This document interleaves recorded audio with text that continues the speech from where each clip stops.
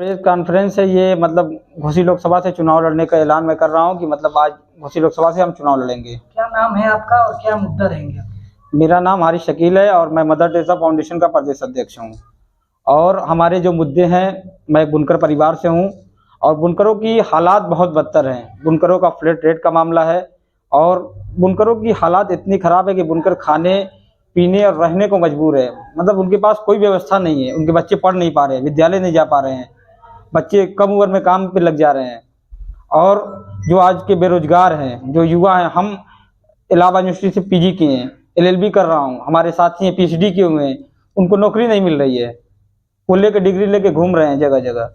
और जो यहाँ का सबसे बड़ा लोकल मुद्दा है, ये बुनकरों की बहुल आबादी है। घोसी लोकसभा बुनकरों की बहुल आबादी है और कोई भी ऐसा जनप्रतिनिधि हमको नहीं मिल पा रहा है जो हमारी आवाज़ों को उठा पाए। आते हैं लोग चुनाव में, जीतते हैं, किसी पार्टी के उड़न खटोला जैसे प्रत्याशी दे देती पार्टी, और वो जीतने के बाद ये उनको पता ही नहीं कि एक सांसद की जिम्मेदारी क्या है, एक सांसद को करना क्या है।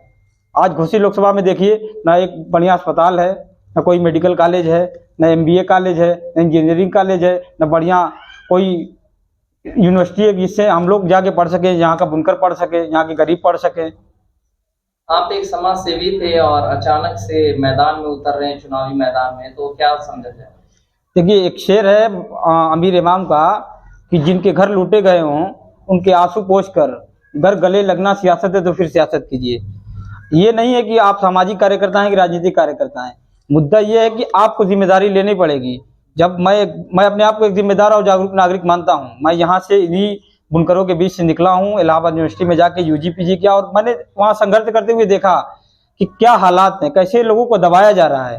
तो इसलिए हम उनकी आवाज़ को बनना है और सदन के अंदर जाकर बुनकरों के मुद्दे की बात तो हर कोई करता है चुनाव आते ही, कभी किसानों की, कभी छात्रों की। ऐसे में कैसे बुनकर और यहाँ के लोग भरोसा कर पाएंगे आपके ऊपर? मैं उन तकलीफों को झेल रहा हूँ। आज मैं बुनकर परिवार से और उन सारी तकलीफों को मैं झेल के बड़ा हुआ हूँ। कैसे मैं आज यहाँ पहुँचा हूँ, जहाँ आज आपके बीच दिख रहा हूँ।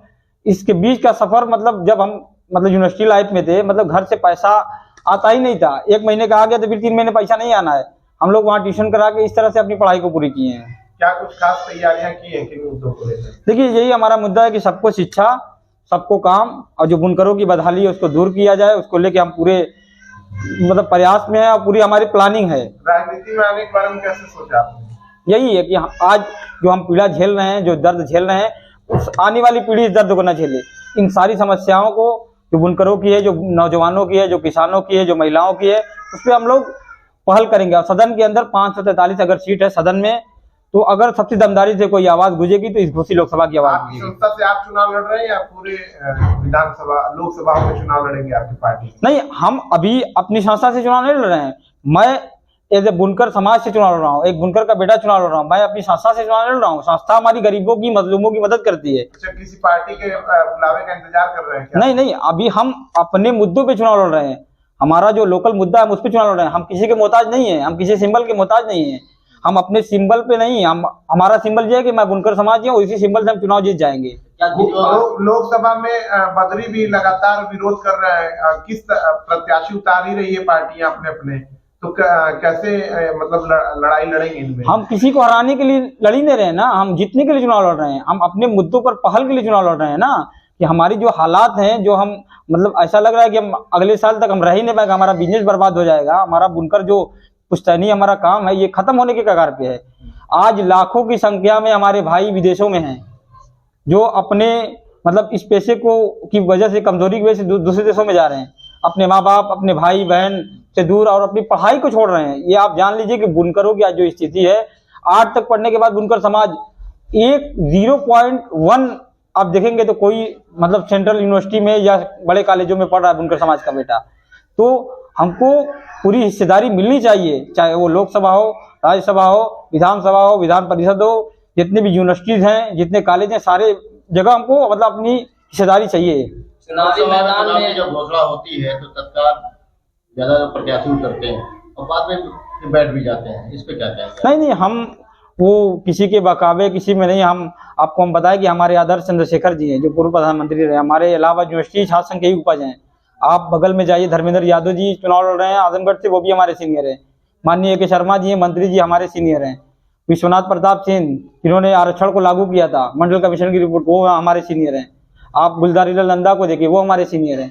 चुनाव मैदान में काफी दिग्गज नेता उतर रहे हैं, उनको कैसे आप टक्कर देंगे और मऊ की जनता किस बेस पे आपको वोट देगी?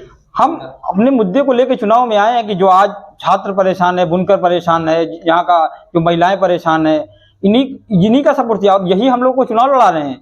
घोसी लोकसभा की जनता हमको चुनाव लड़ा रही है। हमारे पास न पैसा है, न हमारे पास बहुत दौलत है, हम बहुत रसूखदार खानदान से हैं, मैं बुनकर परिवार से हूँ, लेकिन घोसी लोकसभा की जनता में गजब का इस बार का हौसला है कि इस बार हम लोग उड़न खटोला और अपने आका की जीवजूरी करने वाले प्रत्याशी को चुनाव नहीं जिताएंगे। हम यहाँ का लोकल प्रत्याशी जिताएंगे, जो जानता हो, जो उस दर्द को झेल रहा हो, जो उस परेशानी को जानता हो, जो सदन के अंदर जाके हमारी बातों को उठा सके। घोसी लोकसभा में बद्रीनाथ है, वो भी कह रहे हैं कि घोसी की जनता ने उन्हें भी चुनाव लड़वाया, तो दो प्रत्याशी कैसे दांव ठोक पाए? मैं सर पिछले 7 सालों से संघर्ष कर रहा हूँ। ऐसा नहीं कि मैं अभी चुनाव में आ गया हूँ अचानक। मैं 2017 में इलाहाबाद विश्वविद्यालय में एडमिशन लिया, उसके बाद ही कंटिन्यू छात्र हितों के मुद्दे पर संघर्ष कर रहा हूँ और उनकी मदद करने पर जो उनके चेहरे पर मुस्कान पैदा हुई है, उसी से अपने आप को अपनी जिंदगी का मकसद बनाया हूँ कि छात्रों, नौजवानों, किसानों, मजलूमों की आवाज बनना और कैसे इनकी मतलब जो समस्याएं उनका निदान किया जाए, इसको हम लोग लेके पूरी मतलब टीम हमारी काम कर रही है। तो लोकसभा चुनाव की तैयारी पूरी आपकी? जी एकदम बिल्कुल तैयारी है और पूरी दमदारी से हम लोग चुनाव लड़ेंगे।